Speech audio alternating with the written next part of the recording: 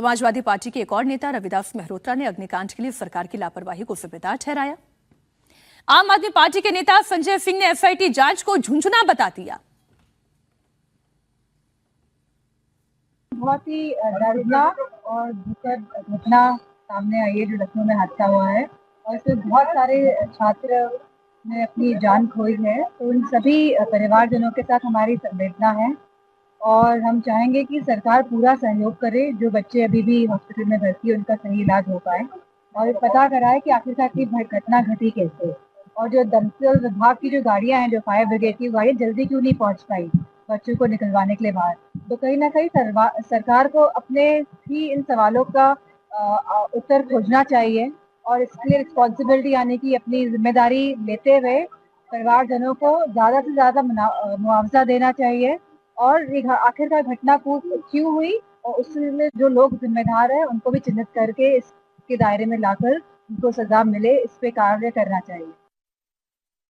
केवल दर्दनाक हादसा ही नहीं है, ये सरकार और प्रशासन की लापरवाही का परिणाम है, जिसके कारण से 15 छात्र और युवकों की मौत हुई है।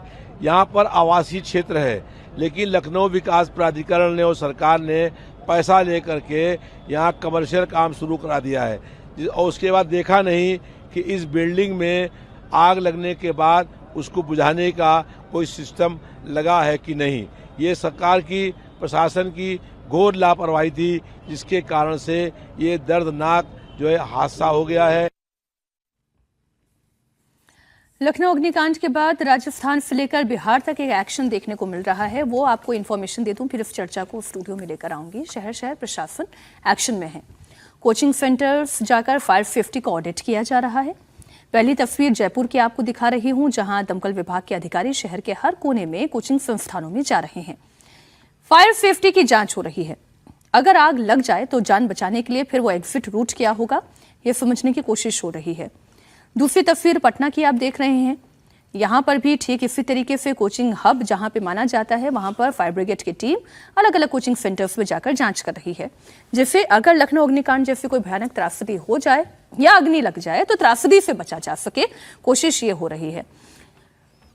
अब सवाल तो ये है हर्षवर्धन जी, इसे हत्याकांड क्यों ना कहा जाए?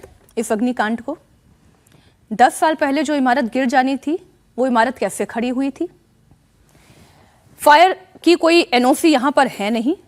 क्यों? क्योंकि एनओसी भी तो तब होगी जब 15 मीटर ऊंची इमारत होगी। आप उससे इंच भर कम भी कर लीजिए, आपका तो मामला हल हो गया, आपके पैसे बच गए।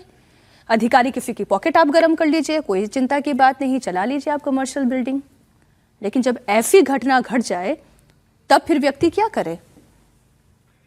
नहीं, मैं तो बार बार ये कहता हूँ कि ऐसी खबरों पर क्या बोलें। आपने जो कुछ कहा सब सच है और सवाल ये है कि हम लोग भी तो अभी बात करेंगे ना, जब 15 जानें चली गई हैं। हम लोगों की भी तो चमड़ी मोटी हो चुकी है हम सब की। अभी अभी तो दिल्ली में वो तथाकथित तौर पर वो होटल था या क्या था, और उस दिन मैंने एक बात कही थी, आज यहाँ खड़े हैं, जरा बताइए कि उस इलाके में वैसे कितने होटल बंद हो गए। 3 दिन अखबारों में खबर छपी, रिपोर्टर भी जाकर करके आया कि इतने दुकानों पर सील लग गया। कितने सील खुल गए, क्या हमने पता किया? क्या हमने रिपोर्ट देखी थी कि दिल्ली में उस होटल से 100 मीटर की दूरी पर एक दूसरा था जिसने घर में सिर्फ लिफ्ट लगवा दी थी, जगह कम थी उसके पास, तो कमरा लिफ्ट बस इतना ही था, रिसेप्शन कमरा लिफ्ट, सीढ़ी थी ही नहीं क्योंकि जगह नहीं थी। बढ़िया से चल रहा है होटल, जिनको लगता है तो सस्ते में मिल जाता है, चले जाते हैं। क्या हम भी ऐसे होटल तोड़ने के अभियान का समर्थन कर पाएंगे क्या? ये जो हुआ जरा सोचिए। अब मैं देख रहा था कि इसमें छत का ताला लगा हुआ था। ज्यादातर लोग अपने छत का ताला लगा के रखते हैं। अब वो चाहे उसको आप ये कह लीजिए कि सुरक्षा के लिहाज से, चाहे किसी भी लिहाज से, कोई गलत नियत से नहीं रखता, कहते भाई छत पे ताला लगा दो। हम सब अपने छत का ताला लगा के रखते हैं। आखिरी समय में चाबी कहाँ लगती? पहले ताले नहीं लगते थे घरों में, पहले तो छत से निकल कर आदमी दूसरी छत से होते चला जाता था।